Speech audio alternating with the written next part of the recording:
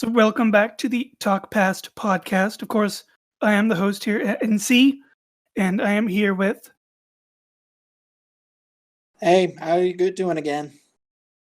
And that is Colin. Of course, at this time, we are talking about the game For Honor, which is the medieval fighting game uh, way back before the whole Fortnite and Knights, whatever. Samurai, and Vikings. What more could you want? Back before we had Fortnite and Among Us and all that hip rock and jazz they got now. Yep. What was it released back in like 2017, 2016? 16, 17, I really can't remember. I don't keep track of the video games much anymore. I mean, Yeah, I kept watching it 2016. because it looked awesome, and I got it, played it, enjoyed it. Then life got in the way. As always, with me, video games. I'm not a heavy gamer like some of the people in our group. Yep. I'm more like I dip into it, and then you get out. You come back to it every now and then. And But yeah, it was. As you know, we formed groups. We played online. We went into different things, mostly stomping the computer, sometimes fighting each other, seeing how we did in one-on-ones. Exactly. Yeah, we had a pretty big group. Yourself, Brandon, Zach, I believe. I think he joined us. I think so. I believe there was also Dan, Jacob. Yeah, we had a big group. Could fill up two whole teams single-handedly. Yeah, it's a good game for that. I know most of our group typically does first-person shooters, so this was kind of like a nice departure from that, especially something that deals in, for the most part, what we do. Absolutely, and I loved the whole dueling aspect they set up, changing your guard, changing your position, striking. Yes. Granted, so let's quickly delve into that then, actually, because speaking of historically accurate, now obviously there's not very much historically accurate about For Honor. It's a video game. It's mostly entertainment. These three factions probably never would have met, with the exception of Knight and Viking. Well, there's a little overlap area with Knights and Vikings, Yeah. but the Knights that they had and the Vikings that they had never would have gotten a chance to encounter each other. I mean, that little bit of overlap is like, say, the Battle of Hastings, where you've got the Viking or the Housecarl going into decline, and the Knight or the Norman cavalrymen starting to ascend, basically. Exactly. Yeah, you start seeing the Vikings kind of fade out around the time the Knights start fading in, because Knights are kind of late.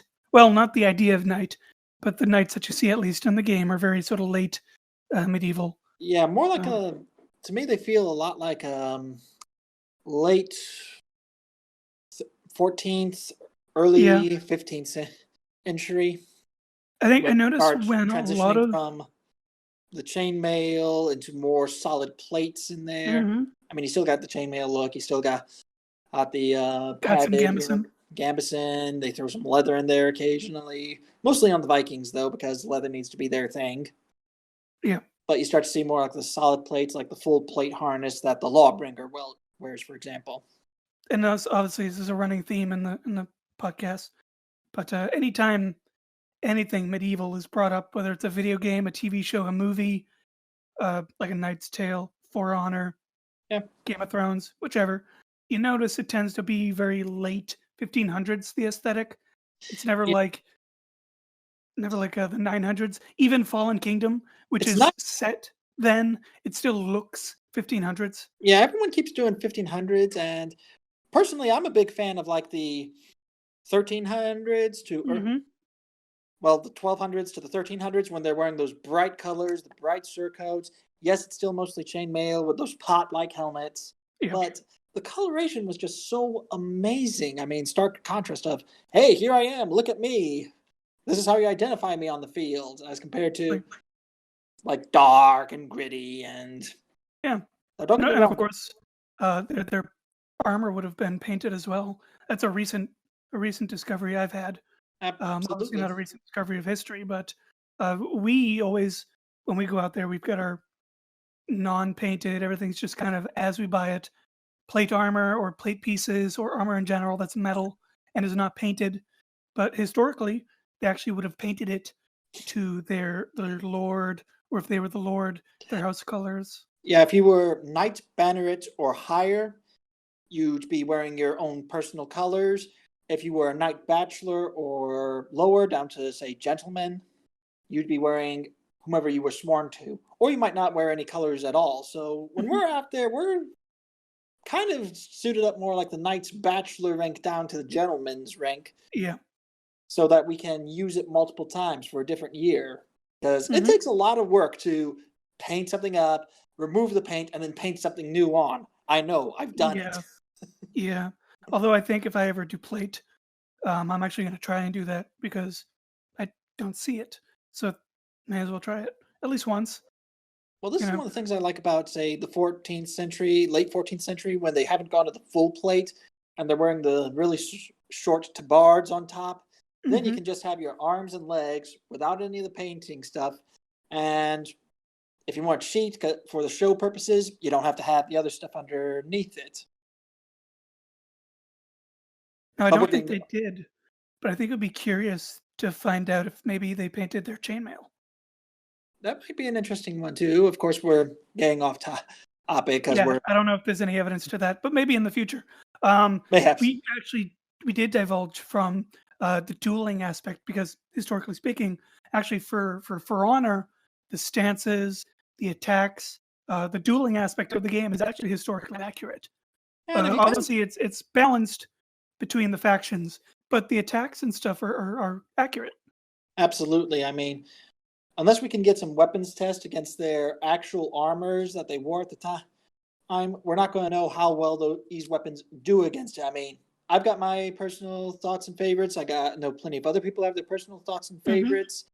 But really, yeah, when you want to just do a game and have the different attacks and guards, yes, these are some basic guards. If they really wanted to get down to it, and this is kind of one of my gripes, and I just started a few classes in it. I mean, Meyer, who did one of the teachings in HEMA that they've got. Well, he's done one of the manuscripts that they teach in HEMA, but there's 4 basic guards. There's the up right, up left, low right, low left. I mean, that would make a little more sense rather than just up, left, right. Have up, right, up, left, low, low. Give you 4 sections to guard from.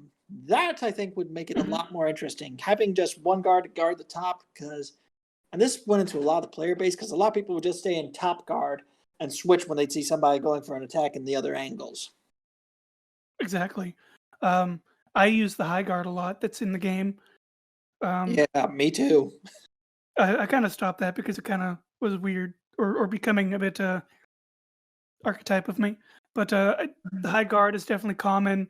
A lot of the guards that they use, which aren't very many, obviously you've got a few options, given that you only got like 4 buttons, 4 directions. Several directions. They're all good. They're all pretty effective. And they're used by pretty much a good number of us. A few of us do the high guard. But there's others. And of course, in terms of what you mentioned, seeing how these weapons affect or would affect one another in terms of the different factions, we'll definitely try that on the channel because I'd like to see how that works too. I want to make a authentic iron sword that they would have had, and then just test it out. Yeah, it would be nice. We'll come back to this. Absolutely, and one of the things that also got me on For Honor and the player base, I know this is going to be another gripe for me, was people complaining about how, they're turtling up too much. It's really hard to get it in. We need to be able to button mash someone who needs to be able to attack. I mean, yeah. If you've really been in a sword fight with somebody, you're going to realize that when they parry something or block something, they're set up perfectly for the next attack. So before they put in all those changes, it really kind of made sense where you see guys jostling around, repositioning their blades, trying to get the perfect position before they attack. You're going to want to defend before you do anything. For us, we learn to use the momentum of the weapon, the momentum of the guard as well. If I'm doing a high guard, obviously that I can swing down for whatever position, whether it's 1, 2, 3, 4. If you're on at a 5, which a 5 of course is the overhead, and we'll discuss the numbers over time. We'll maybe do an episode on stage combat and then the sword went through 8s. But for Absolutely. this purpose, the high guard is a 5, Yeah. So and I mean that allows you to use your momentum wherever guard you're in to meet whatever swing is coming in. Maybe a little more than others, depending. If you have your sword is in the back, kind of like a baseball bat, just kind yeah. of dragging on the ground like a pirate. Maybe a little less time frame to meet that. But back then, you would have learned to use the momentum of your guard to meet the strike, and then use that strike, either the momentum coming forward or you coming toward it, to Or get a your number of other next tricks, part. like say you're pushing against it and they start to overpower you, and then you just dip your tip, let them slide off, and you've got a free Yeah, shot. yeah, that nuance is not wholly touched on, of course, in For Honor, but you do see a bit of that touched on with with not the high guard, but the guards in general. If you're a pretty defensive player, you can kind of, with the limited choices that we have, sort of see that play out as you seamlessly move from one direction to the other to meet uh, the strikes that you're allowed to make, and that is exactly historically accurate. Absolutely, there is historically accurate, and that is why I like to. Like I said, I loved watching and even sometimes participating in the early style fights, where it's like if somebody parried me on an attack, it's like, hey, great, and then you get this big hit. Good on you. I do it. Okay, great, and then of course there's your standard button masher. Oh, this ain't fair. I need to be able to just mash my buttons and kill them. Right. Now, granted, if we were talking Mortal Kombat, I am definitely a button masher. Because on Mortal Kombat, I prefer story over the fighting game aspect. But in Absolutely. this I always game, love the story more than the fighting aspect. And yeah, in Mortal Kombat, I gotta admit, I was a spammer. yeah. Was. I haven't played it in years. I mean, this game, and I'll marry this with Mortal Kombat a bit to give emphasis on the comparison. But in this game, when we were going in as a group, I found it a lot easier to play the game, to get into the strategy of the game, as learning the 3 to 4 points that you can use for attack and defense, your step drag, your drag step Oh yeah, back they've and got all the forward. basic footwork in there, Mhm. and it was beautifully done. And I loved it. They even got, and speaking from someone who's done also the Oriental martial arts, they captured a lot of that beautifully too. It Yeah, looked flawless. I can't exactly. comment too much on the Viking martial arts. It's Uh, we don't have too many manuscripts for that. yeah, we've got the Viking stories, which I've uploaded on the Discord. However, you gotta kind of go through. I think there's like a handful of them that reference combat, but the old Viking tales are really Yeah. just kind of poems. All right, I'm gonna have to So look at that one, but definitely. But if it's anything like what they did with the other two, their footwork and their changing of stances, I mean, they did good on that. It was yeah, amazing, and I think they could have done a little more with like some of the armor durability of the characters rather than special abilities, because that would have been awesome. I'm like, okay, yeah. you're hitting the center of mass of them, but that's where their armor is thickest, so less amount of damage. You've got so much blunt trauma going into the heads, a lot of damage there. Hmm. Or, hey, your parry's opened up this spot and you've hit the gap, huge amount of damage. Yeah. I think And that, of course, hits the video game aspect. You're finding the balance between the three. It'd be nice though if you can find a game, or maybe we just create one. Maybe we'll just create a game where you have completely accurate medieval combat. But absolutely, that'd one be day, awesome. Again, taking these groups, and I really would have loved to have seen more warrior factions put in. I mean, you had like the Sipai, I don't know if that's how it's pronounced, or Sipais of the Ottoman Empire, who were in the group, the hmm Janissary Corps, or the Rajputs out of India. I mean, there were a whole bunch of different warrior types I would love to have seen. I mean, I'd love it if they did a game where you could pick any type of the warrior cultures and let them go at it with certain givings, yeah, of course, because let's face it, not all had armor, and not all armor is made equal. exactly. Now let me round back up to the For Honor Mortal Kombat thing. When I got into it, obviously it was very seamless to get into this game and to utilize strategy. One, it's a simple game, right? It's not complicated. There's no like major strings of combos like you can do in Mortal Kombat. But this is something that you can very quickly and easily jump into, Yep. and then get it. Any beginner can jump in with the intermediates. And that was one of the things I loved about the first 3 classes in the thing is they were easy to learn. They were great even in the late game. They weren't like obsolete to the new characters when you unlock. Right. You could still play them. You could jump in, and yeah, as you spoke about tactics, a lot of times that was something that I noticed. Dominion, where you have to hold the 2 spots and have your guys winning in the middle. That was awesome. And I found a lot of people who would sometimes ignore the objectives just to top the kill chart. And usually when you had that, it's like either they were real good and they were going to keep you in the spawn area, or they just didn't take note of the objectives, and some people could just ninja a bunch of the objectives, and even though they topped kills, they'd lose the match. Yeah. So there's definitely a strategy of which way you want to go about it. I kind of forget which I was, and I remember because I actually re-downloaded the game yesterday. It's only like $8 on the PlayStation Store now. I didn't get the expansion with the Wu Lin because why? Yeah. But we will discuss that. But cheap now. But just taking a quick look at the profile that we uploaded. My most used was the Peacemaker or Peacekeeper, whichever it's called.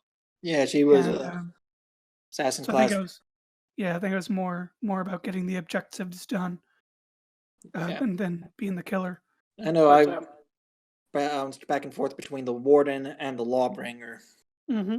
And in which case, let's discuss those. Actually, let's go down the list of those classes. Not the classes, sorry, but the types. The types that we can play. Obviously, the first, which is the one that you start with in the campaign, is the Knight. Yep, the Warden.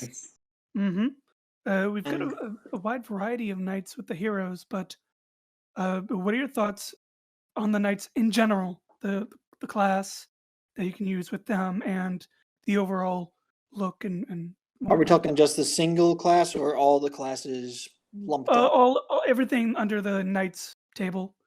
I think they did a lot of research on them. They definitely caught how some of the armor looks. I love the helmets, especially on the Warden, how you've got the different types of the Great Helm. You got the bassinets, you've got all these different things. Now, the Lawbringer, I think the choice of helmet could have been a little better. Now, the one with the singular visor on it, that one was great. Well, the eye slit rather than the bunch of holes. Yes, they had helmets with tons and tons of holes, but it looks more like a gladiator helmet. And now putting the Romans in there, I didn't feel like they really belonged. They had so many other choices and weapons they could have done with, and so many other backstories on it. And armor look, love the almost surcoat to bard look they do for the Warden. However, the stuff that's on their chest should be under the surcoat, not above it. Under the surcoat, not above, exactly. Exactly. That way, again, so on their backs and on their chest, you'd see their personal devices. And let's see, the Conqueror, there was specifically, usually in Germany, they have what they called a forlorn hope, where if you were a convict, convicted of murder, you could be put into this thing. You go into a battle. Now, this was like late Middle Ages, getting close to the Renaissance. But you go into the battle. You're the first ones in. If you survive the battle, you basically get a full pardon. But your chances of survival were relatively low. So it made sense doing that with the Conqueror. And the flail, as we know, it should have been a two-handed weapon, not the one-handed one he's using. Yeah. I mean, if they gave him a shield and a mace, that would have worked. Or gone the two-handed flail and nixed the shield. Right. Yeah, for me, I got them up here to at least see them, because we got Warden, Conqueror, Peacekeeper, which is the one I typically use, Lawbringer, Centurion, Gladiator, Black Prior, and Warmonger, and then of course the Griffin. I also like go ahead. Speaking on the Warmonger, I do kind of like his take with the large kite shield and the one-handed sword. your traditional knightly look, while taking also a little bit of the knightly order theme into him, because he gives a feel of like a Templar or a Hospitaller, even a Teutonic knight. Yeah, the knights. I think the Warmonger is the one that looks the best. I mean, looks quote unquote in regards to entertainment purpose. Yeah, But I mean, for it looks the best in terms of opinion on what a knight should look like. If you're the gonna do that Warmonger. in like entertainment, yeah. Yeah, the entertainment district. Yeah, the Warmonger definitely looks good for it. Like I said, the Warden does cover the stuff on his chest. You're good there. Lawbringer, change the helmet, also good. And I don't think they'd be having a person with his shackles on in the middle of a battle, aka the Conqueror. No. Yeah, and I definitely like the assassin feel of the Peacekeeper. Yeah, very Assassin's Creed. Yeah, that you can definitely see that in there.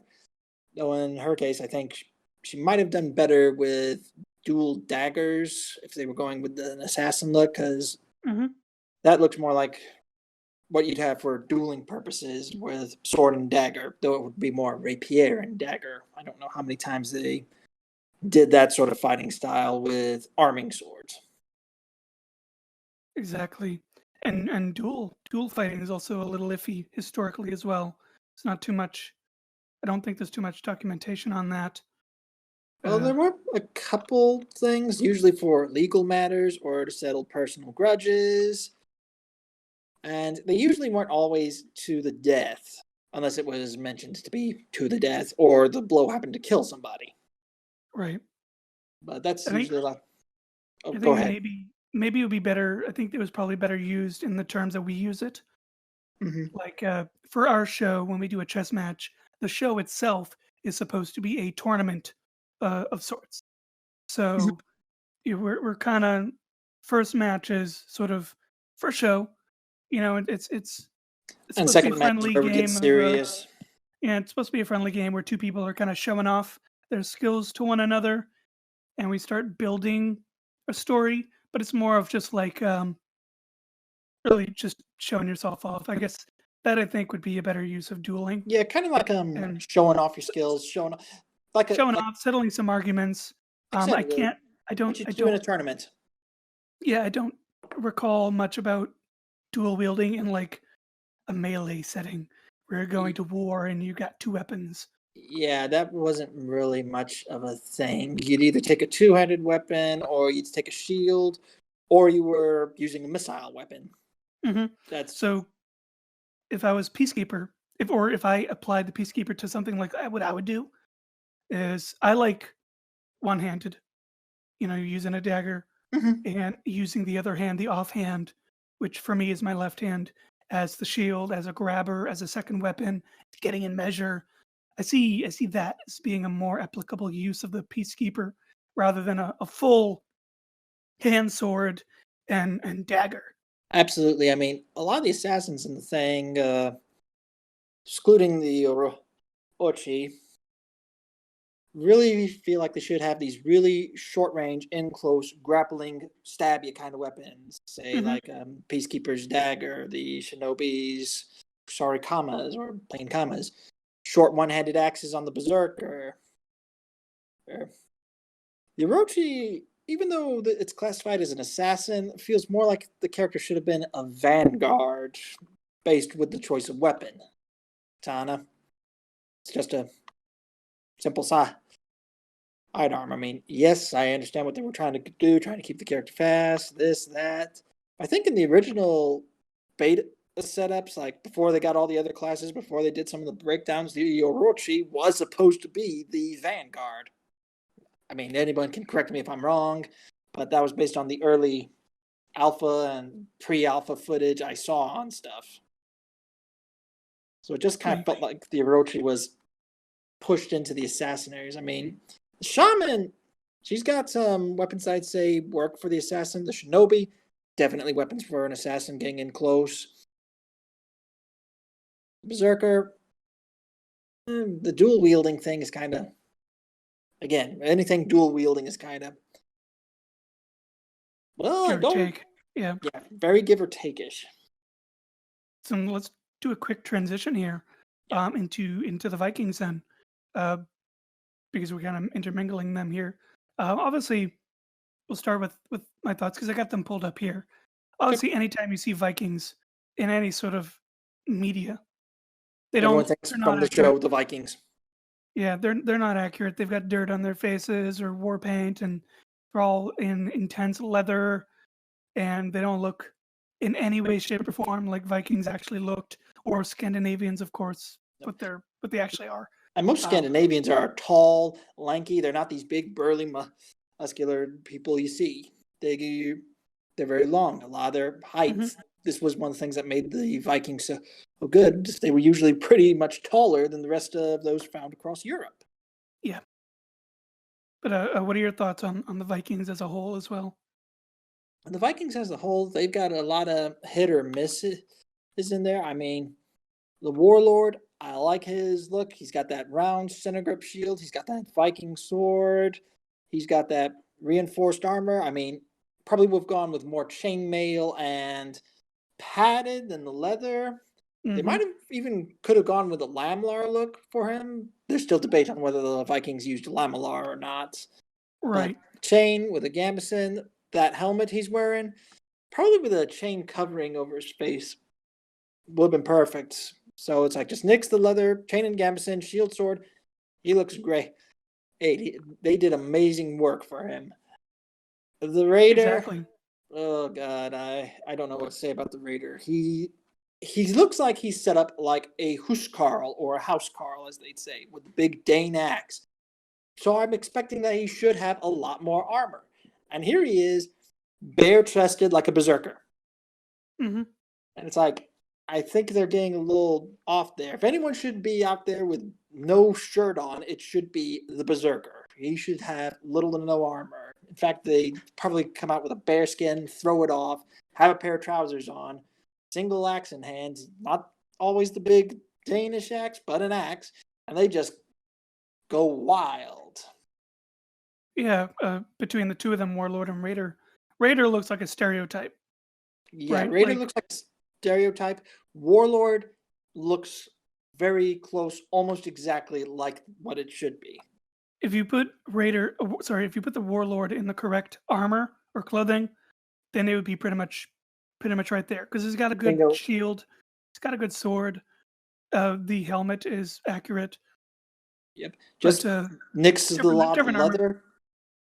I mean, you can keep the leather kidney belt because that was a thing, Yeah, but nix the leather cuirass, have a bunch of chain mail on him that's usually backed by a gambeson, and bam, you got yourself a proper warlord.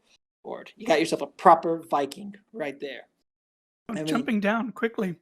oh yeah, 'Cause even like I said, Valkyrie. I've got them all listed here, and they're all animated. It's just a for on our wiki just to have a reference. But Highlander doesn't make much sense to me because Yeah, Highlander it looks like he's supposed to be Scottish, which of course they didn't wear tartan skirts and such back then. But yeah. Tartan skirts were a lot later. I mean, some people have argued that in the Highlands they had a little bit of it. I can't say whether or not that's so. Most likely not.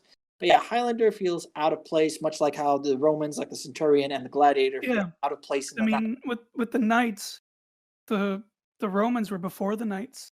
They were well before. You know when England was being populated by the medieval history that we know of today, from like Alfred on to the 15th, the Romans had come and gone.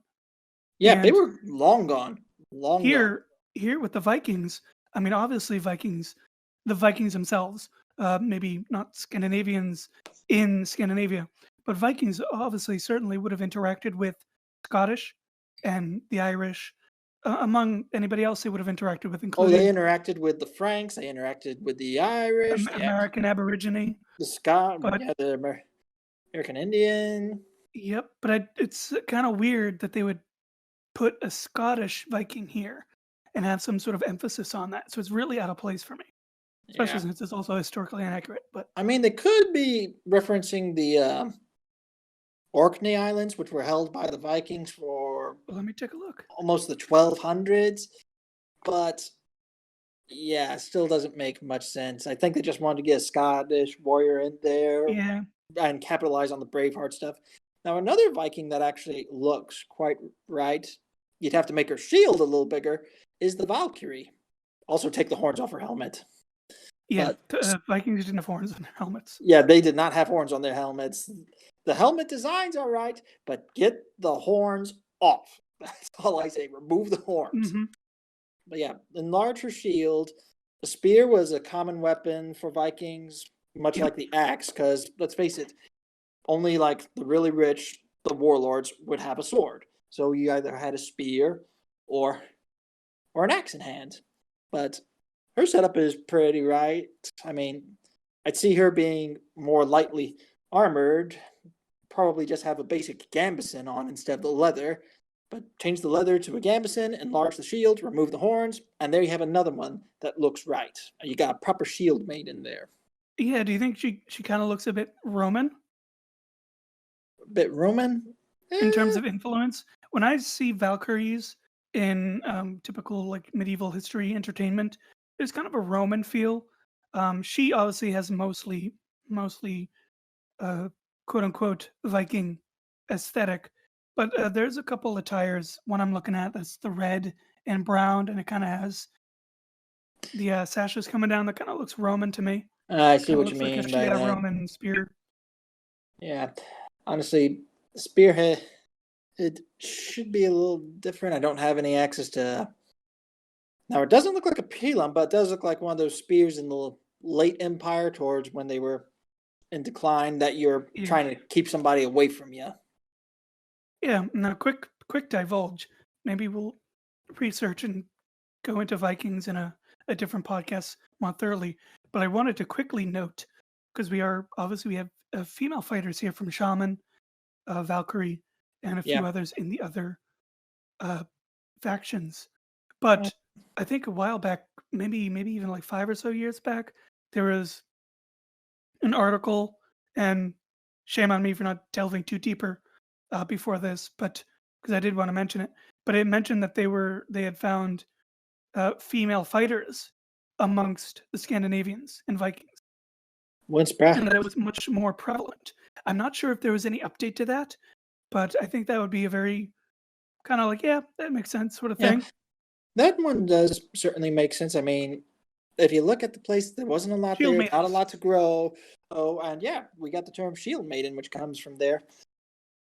So I could see it happening. I mean, heck, we know that in Celtic societies like the Gauls, the early Britons, women were known to go to war alongside their men. So it wouldn't put past me to see them doing it when you're gathering as many people from the village as you need to go on a Viking raid, that you're not going to take some women who know how to wield a sword, spear, or an axe. Yeah. So I would have liked to have seen, because I wanted to reference, I would have liked to have seen something of that nature used here instead of your stereotypical Valkyrie. Because I feel like each faction, the classes or the heroes, if you will, they all have some sort of stereotypical class that you get in like medieval entertainment, video games, and what, like Highlander, Shaman, Valkyrie, Berserker, Warlord, Raider. These are all very stereotypical names and have wild interpretations up to whoever's designing them. But it would have been nice. It would have been nice to sort of explore, whether it was known at the time of this video game, that dig site, explore something a little bit more historically accurate. That was, I think, more interesting than throwing out names that people are going to recognize. Absolutely, and they had a huge opportunity with that. And originally, when they were putting it together, every class was supposed to be able to choose between being male or female. And then I don't know what happened somewhere along the line. They decided to lock some characters as purely male, some as purely female, and I think that's a real disservice. I mean, who knows? Maybe I wanted to play as a female lawbringer. Yeah, obviously, I think maybe if they do a For Honor 2, maybe they'll change that. You never know what's going on in terms of the video game stuff because of coding and whatnot. Yeah, like those Pokemon games are very poorly coded. They might have run out of coding room, hardware room, time to get it out exactly time. So they're like, okay, we just have it finished with these things. So let's just lock these in, get them out there because we want to get it out rather than have people wait. Though I think they pushed themselves into a corner with the Valkyrie because, let's face it, that's obviously a female only. Yeah, and I'm okay with that. If you had like one or two that were historically, obviously gender locked, Yeah, then yeah, whatever, you know. Um, indeed. but I mean, give or take, any female could wear any male's armor, and any male can wear any. Back then, armor was armor; it wasn't gendered. But you know what I'm trying to say. Well, most armor was gendered towards males, but women could still wear it. Indeed. I mean, clothing is clothing. Fabric is fabric. Doesn't really matter who's wearing it as long as you're skilled. Now, plate armor, that's a tailored suit. So slightly different story there, unless you're a smaller guy, and fits whichever. But we're digressing from our next group. Of course, that is the samurai. Let's pull it up because we got a new one as well. But the samurai. Yep, we also got the Colin. Yeah, the samurai. Like I say, they definitely catch a lot of the correct looks in there. Granted, I don't know too much about it. I only know some basics. But the shinobi, for one, would probably not be wearing any armor at all. If they were going for a stealth mission, which is what they're trying to do with the look there, they'd have as few things as possible or stuff trying to be as hidden on them as possible so they could blend into their environment. Exactly. So you wouldn't see all the pockets and stuff sitting on them. A lot of people don't know that ninja doesn't exist. There's no such thing as ninjas. There never were ninjas. There never are ninjas. Ninjas like a completely modern thing. Shinobi, as represented in the game, is what they actually were. Exactly. And shinobi, even then, shinobi wasn't necessarily a thing so much as it was a job. Like you're not going to see this group of shinobi like in Mortal Kombat where you've got like the Lin Kuei and the Shiryu and all these other in Mortal Kombat they're ninjas or assassins. All these factions. It's a job like going to a grocery store and seeing your baker. Now they did have some set up into family groups, but and they had, it was a job. Yeah, it was basically a job, and a lot of times their job wasn't always assassination, even though that was one of the things they did. They even did spy work, where they'd be in the middle of, say, a rival lord's village as simple farmers playing a game, but watching everything going on, centrally located, and the moves they are doing in whatever game they're doing is a secret code, passing things on from one person to the next. Yeah. I mean, they did a lot of different things, and they hired their services out. Kind of think of the predecessors of like the MI6, CIA, all that stuff. Exactly. And so a lot of people don't realize that a shinobi can also be samurai, which of course referenced in this game because the samurai is a faction. And samurai were basically just a class. They, unlike knights, they had no lands given to them. They were purely warfare. They had no managerial duties whatsoever. They just focused purely on combat. The daimyos, they managed the land. Yeah. Now, of course, we're very specific to Western medieval history. You know yeah, but there's a lot of similarities betwixt basically the unlanded between the samurai and the basic knight bachelor. The knight bachelor, yes, he had a plot of land assigned to him, but he didn't manage it. He focused purely on warfare. He lived in the barracks rather than his own manor. Exactly. So, in that case, they're very, very similar. And the Orochi feels like a samurai going out for an armored duel because he's using his katana. And katana was like the longsword. It was a secondary weapon, like our modern-day sidearm. The primary weapon would have probably been a yari or, like the kinsei, with that big nodachi.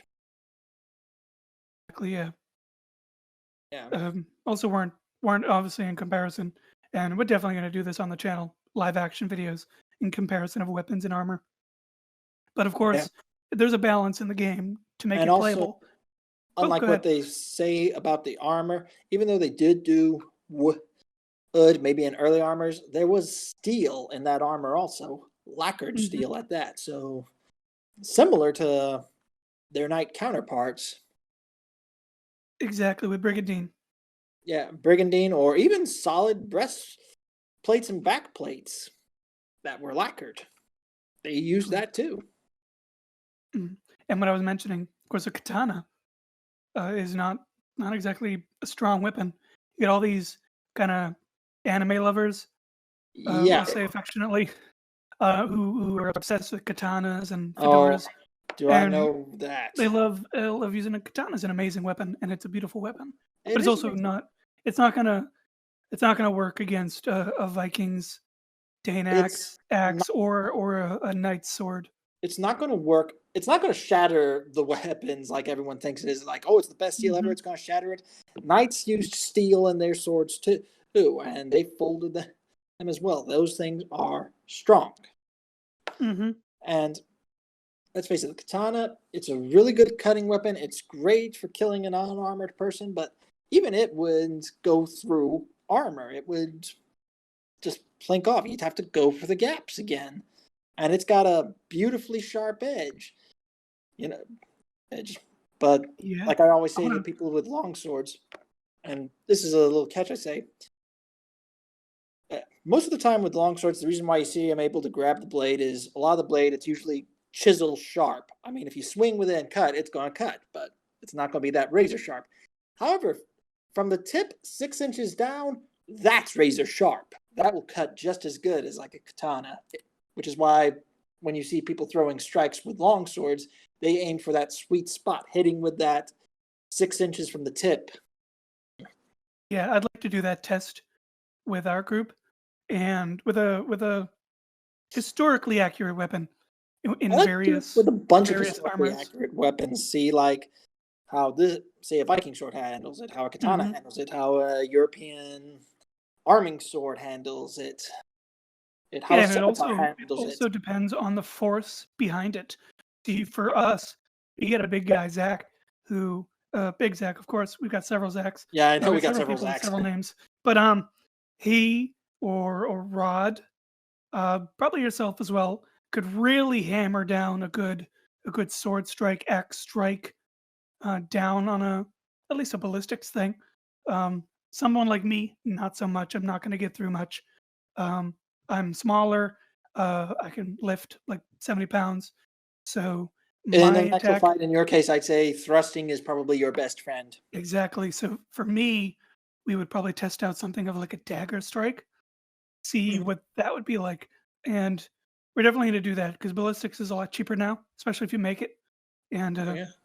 do it in a cinematic fashion. Test some of these armors and weapons, but I want to make historically accurate versions Yep. because an iron sword, accurate armor, not the high carbon steel we have now.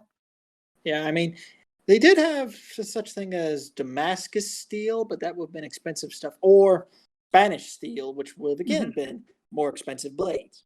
Yeah, But those those. were some of the best ones, and they had high carbon counts, and oh, they would have done. They did amazing stuff. I mean, I'm a fan of Damascus steel. Let's not, but Yeah, and rounding about, of course, that means that a lot of the executions or kill shots in the game, obviously they're dramatic effect, but they're also kind of fantasy yeah. because Now a there lot are of these some things of are them that doing that, are not fantasy, like say like going a back Dane to the axe or Knights, it now. the Warden's murder stroke. Yep. That would have been a real one. Oh yeah, like I'm thinking for ones that are a bit more fantasy, I'm thinking anything that's got to do with anything that is not a pole arm, axe, Dane axe, or a sword that has some severe force behind it, or Hmm. is using a very specific end. Yeah, any of those. That's all good points on there. So but yeah, for the samurai, I definitely think the Kensei and Orochi have the right look. I think I probably would have, if I was doing the game, had the Orochi as the vanguard. Then the Kensei, hey, in the hybrid, and probably the Nabushi in the assassin spot. Since they've already got the gladiator going around with a trident. Yeah. And now, of course, I don't have the expansion. Maybe I'll get it eventually. But we got Yeah. Rulin. Samurai, of course, is based heavily in Japan. And now Wulin we've is got China. focusing, basically on warriors of China. And China had a mix of things. Yes, they had an elite corps that was really small in their army, and I think that's what their warriors in this are supposed to represent, is that elite corps, because otherwise you had mass conscription and not a lot of real good equipment given to the mass conscripts. Yeah, and serfs. Yeah, the serfs or just the rank and file of the army. Yeah. Now, I of course, I mean, I love the history of Japan. I also love the history of China. But I've got the Three Kingdom era, Romance of the Three Kingdom books, which are horrible reads, by the way. They're just you need a translation even for English. Yeah, China's probably the one faction I know the least about because, like I said, I know a good deal regarding the Three Kingdom era. I don't know if the Wulin are supposed to be regarding that, in that sort of era. I'm gonna know Let me take a quick look what the Three Kingdom era actually was. Sure, but mostly the things I usually recall when it comes to China is what I've done when I've delved into the Mongols and when they've invaded and taken over or just ransacked the area. Yeah. And usually it almost seems to coincide whenever the Chinese would have done building of the Great Wall or upgrading of the Great Wall. And then all of a sudden, here come the Mongols from down north. Exactly. So the Three Kingdom era of China is actually predates the medieval period. Yep. But I say that in reference because some of the designs of the Wulin actually look inspired by some of the Romance of the Three Kingdom era heroes.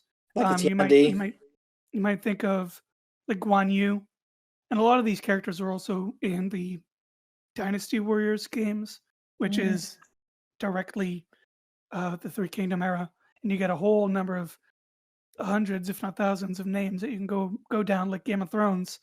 But it reminds me a lot of that, and it looks like it's more inspired by that. But I'm not 100% because I didn't download the Wulin. But you might encounter them if you play. I know I didn't download the Wulin, but when I last played it, when Wulin wore out, I did encounter them occasionally. Yeah, but of course you've got the Shaolin, which everyone should know, even if it's poorly known in terms of like entertainment, or not. I'll look at that. And we'll delve deeper another time. Again, anything regarding the eastern provinces and Japan is definitely between the two of us going to be a little bit half-cocked. Because we really deal more heavily with the Western.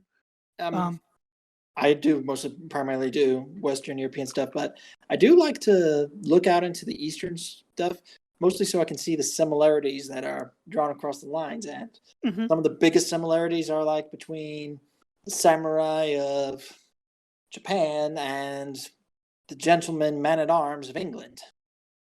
For me, I love the Three Kingdom era China, so I'm very much enthralled in the timeline of that.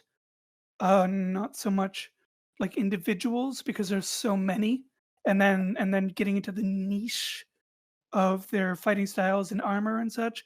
When we get into like the Eastern territories, I'm much more interested in their architecture, and then the growth throughout the time frames. Like I've got a book on the complete history of Japan, and I'm absolutely fascinated by their art and their growth of culture and architecture, their battles, and their individual combat doesn't necessarily interest me as much as maybe the Western portion would. So I don't know as much about that. I mean, like I said, I've done some Oriental martial arts. I did get taught a little bit of basic Aido. Basic, I'm no master in it and all. And I delved a little into Kenjutsu, which is what one would consider shinobi sword arts. Yeah. And it's almost like a kind of art form. Even their footwork is like a form of art. And then when you compare it to like HEMA, which I just recently started delving into, it's really kind of being as effective as possible. And even though there's some art to it, it's more like it just naturally happens to come rather than you're trying to put art in your fighting style. I don't mean to sound a stereotype, but when I see in comparison Western medieval martial arts to feudal Romance era and medieval Japanese and Chinese combat, I definitely see a more disciplined and graceful way about their movements and technique than I would with Western. Well, there's we'll debate if, on one Western one that does have some really nice grace movements into it, and that is two-handed longswords. There, have you seen a fight between two masters with that? That's beautiful. that would be interesting to see or test out as well. But rounding back to the Wulan, of course, aesthetically speaking, they would be my favorite class because, of course, I love the Three Kingdom era and historical China. But I'm not ready to drop $30 just for that. Understood. Especially after you get the. I don't think they're doing anything more for honor. So at that point, you can kind of just accrue what they've got left, right? Kind of like they've stopped with Mortal Kombat, so now you can just kind of accrue. Same thing with any other game. Though honestly, I'd love to see him do a second For Honor, maybe touch on it a little more, put in more of the historical stuff in. That's one thing we also got to put in is people want to see more actual historical stuff, not the Hollywood throw-in things, not the manga throw-in stuff, but actual historical. We're starting to see a little bit of that. Can't say how much of it, but throw a peasant in there. Oh yeah, I'd love to. They were the bulk of the fighters. I mean, I love the Griffin character in it, which is one of the newer knight ones they put in, because there's a basic weapon you'd probably have in most peasants, troopers. His armor is simple. I mean, I'd love to see that with like a simple peasant yeoman wielding, say, the bardiche with either a brigandine. Yeah, instead of the scale armor, put a brigandine on him and you got it good. And a simple pot helmet. I mean, granted, of course, in the game, when you do the war, there's peasants fighting all around you. So they've got that accurate. Really, the players are just playing the select few handful of warriors. Those who were basically raised from childhood for the purpose of warfare. But if you're talking about a dream game, obviously ranging from maybe not Viking, but because they were specific people, but pretty much anywhere else, the bulk of your fighters are going to be the everyday man. And not your knight, not your lord, not your king. These were they're going to be key figures, but your fighters were your peasants. Your fighters were, and here's a little thing with history. Most of the time, your fighters were usually your freemen, peasants. Serfs were not required to serve unless you had some asshole lord who decided to throw them in, because there were actually laws that said that if you worked the land, and if you were tenant to a lord, not that you owned your own land, which a freeman, he owned his own land compared to the tenant serf. But a freeman would be required, like most of the nobility, to show up and serve in war. The serf, like I said, unless you had one of those total bastard of a lords, pardon my language, he would not have to serve. So that was one of the benefits they'd get. It's like, hey, the rest of us are going to war. Y'all get to stay here in the comfiness of your home. Exactly. Yeah. And let's go ahead and finish off with one final topic. Let's talk about our favorite part of the game. Yourself first. Personally, I loved the team-based battles and coordinating, and I loved the fighting mechanics of the different warriors in those team-based battles where you could bounce around from one to another. Yes, you got that center spot where you've got basically, as you mentioned, the peasant troops from each side fighting it out. And then you run in there, start fighting. Yes, you can still be overwhelmed by them. I know, I got overwhelmed once to my everlasting shame. But then you also have that duel between what you'd see as your social equals.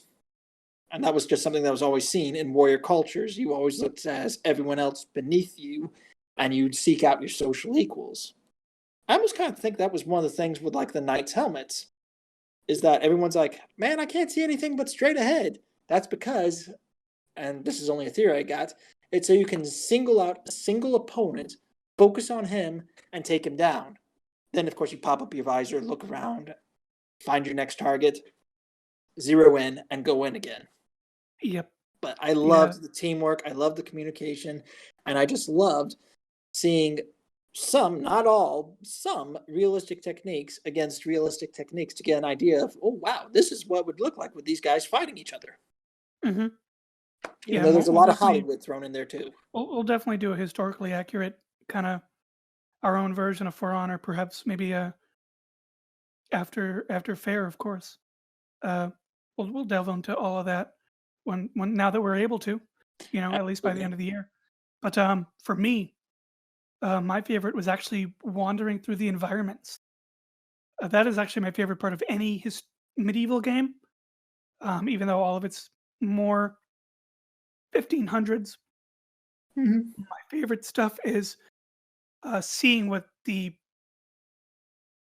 Sorry, I chewed on some watermelon. So my thoughts. My favorite aspect is going to see everything that's there. Seeing how people interpret medieval history, environments, from houses, landscapes, stuff like that. Things that bring you into the world and the time frame. So specifically for the Vikings and the knights, but I really liked going through the environments because they were very rich and lush environments, very detailed. Yeah, they did a lot of work on those, and they are beautiful. Absolutely. It would be nice to if we could just like go through the environments themselves with like a camera or something and just sort of take a look at everything. Usually when I think of how I want to prop the upcoming videos for the channel here, in terms of when we get into cinematic videos again, I often look at video games, like For Honor, Skyrim, of course. Absolutely. There's also Dragon Age, all these great medieval games that, although they're the generic medieval, they still got everything there. Absolutely. And just seeing it sort of come to life in there gives you the inspiration to sort of apply it to a set, which is what we're gonna do. And that's my favorite thing because it brings it to life for me. Yeah, that'd be some awesome stuff to do and see. And honestly, I think you got a lot. You got a better one than I do that you love on that's got more lofty goals to it as compared to me wanting to see a couple people obey the ever-living crap out of each other. And yep. So that is it for this episode. Of course, I am NC, your host of the Talk Past podcast, and of course, Colin. And thanks for having me on again. It was a pleasure. Look forward to the next one. Indeed, we'll delve into every single topic possible about medieval history, and a range of guests from there on. So until then.